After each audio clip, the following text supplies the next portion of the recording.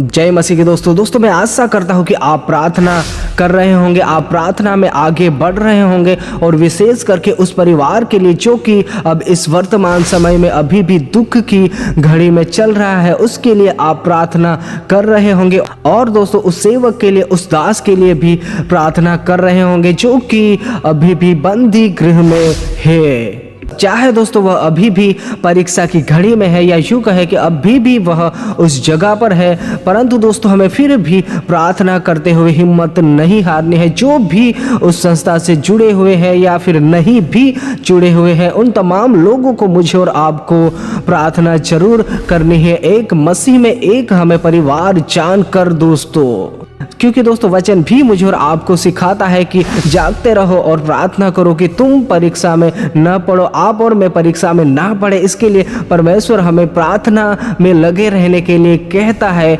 दोस्तों वैसे तो आत्मा तो तैयार है जिस प्रकार वचन हमें समझाता है, परंतु शरीर दुर्बल है, शरीर आलस करता है, यानी कि एक तरफ से शारीरिक रूप से हम कमजोर रहते हैं, फिर भी हमें प्रार्थना में लगे रहना है कि परमेश्वर उस परिवार पर शांति बनाए रखे, अपनी दया बनाए रखे और अपनी करुणा बनाए रखे। उस सेवक पर भी और उस सेवक के जीवन में भी परमेश्वर कार्य करे और दिन प्रतिदिन जितना भी हो सके मुझे और आपको प्रार्थना करते रहना है। हमें कभी भी हिम्मत नहीं हारनी है। यद्यपि परमेश्वर की योजना कुछ भी हो सकती है, फिर भी हम प्रार्थना करते हुए हिम्मत नहीं हार सकते दोस्तों, क्योंकि परमेश्वर की योजना क्या है क्या नहीं है यह मनुष्य नहीं जानता। क्योंकि दोस्तों शायद उस जगह पर भी जहां पर बंदी गृह में परमेश्वर के सेवक बंद है, वहां पर भी परमेश्वर के कार्य करने की इच्छा मर्जी रही होगी कि उन जगह पर जो भी लोग हैं उन लोगों को भी सुसमाचार सुनाया जाए और भी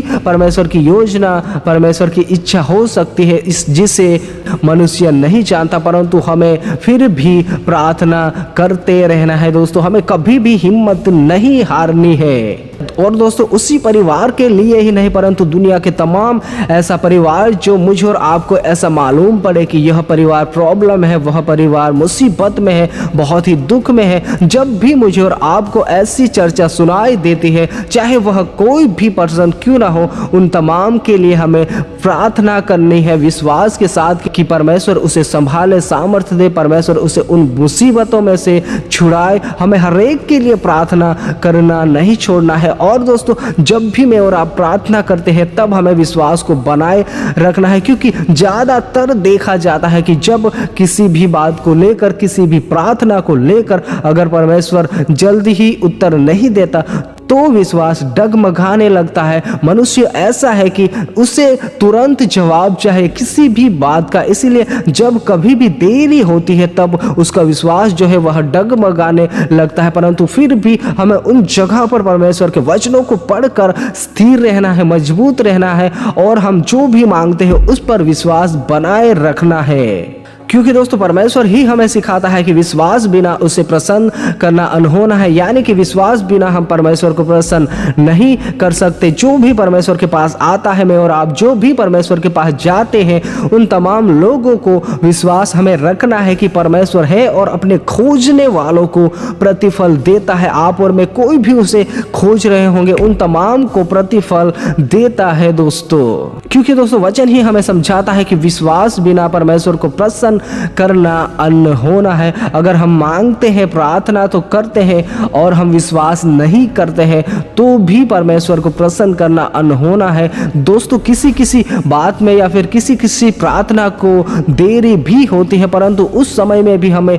विश्वास के साथ आगे बढ़ते रहना है, क्योंकि दोस्तों ऐसे समयों में, इस वर्तमान समय में जो भी उस फैमिली के जीवन में घटना घटी है उस बात को लेकर अब बहुत समय होता हुआ जा रहा है, या फिर यूँ कहे बहुत दिन बीत गए हैं और कई मसीही भाई बहन तो यह भी सोच रहे होंगे कि शायद हमारी प्रार्थना नहीं सुनी जा रही है, कि शायद बजिंदर सिंह जी नहीं आएंगे, और भी अलग अलग प्रकार के विचार उठ रहे होंगे। और बाद में प्रार्थना करना छोड़ देते हैं, क्योंकि अक्सर ऐसा होता ही है कि जब किसी भी प्रार्थना के विषय में हम बहुत समय तक प्रार्थना करते रहते हैं और उसके बाद जब उत्तर नहीं मिलता तो यह खास करके देखा जाता है कि लोग जो है वह उस प्रार्थना को बंद कर देते हैं या फिर करते ही नहीं है। उसके मनों में ऐसे विचार आने लग जाते हैं कि प्रार्थना का उत्तर नहीं मिलेगा, इस प्रार्थना को करने से कोई भी फायदा नहीं,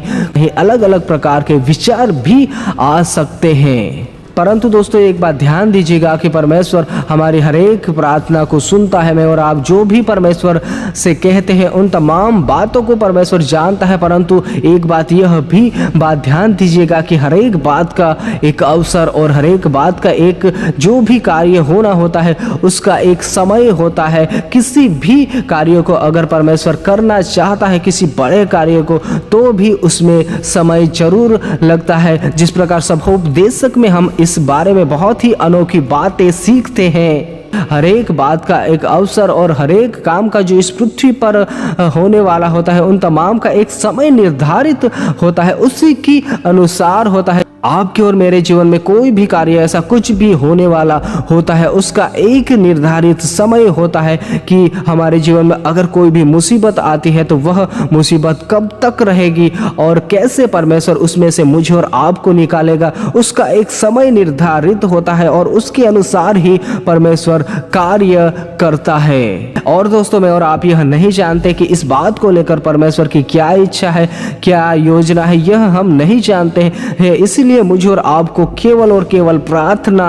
करनी है दोस्तों, और हमें हिम्मत कभी भी नहीं हारनी है। परमेश्वर की योजना पूरी हो, परमेश्वर की इच्छा पूरी हो, परंतु हमें उसके परिवार के लिए भी प्रार्थना करनी है, हमें उस सेवक के लिए भी प्रार्थना करनी है और उस कलीसिया के लिए भी प्रार्थना करनी है और उस कलीसिया से जुड़े हुए तमाम लोगों के लिए हमें प्रार्थना जरूर करते रहना है। जिस प्रकार वचन मुझे और आपको सिखाता है कि हमें एक दूसरे के लिए प्रार्थना करनी है, हमें धन्यवाद और प्रार्थना और निवेदन विनती हर एक लोगों के लिए करना है, चाहे इस संसार में कोई भी मनुष्य, कोई भी व्यक्ति क्यों ना हो, हमें हर एक के लिए प्रार्थना करते रहना है। आपको और मुझे हर एक मसीही भाई बहनों के लिए प्रार्थना जरूर करनी है, चाहे आपके एरिया में हो, चाहे आपसे दूर रहते हो, परंतु अगर मसीही जीवन में ऐसी कोई भी घटना आपको और मुझे मालूम होती है तो कृपया जरूर से प्रार्थना करें दोस्तों। बाकी आप बहुत ही समझदार हो। सबको जय मसीह की।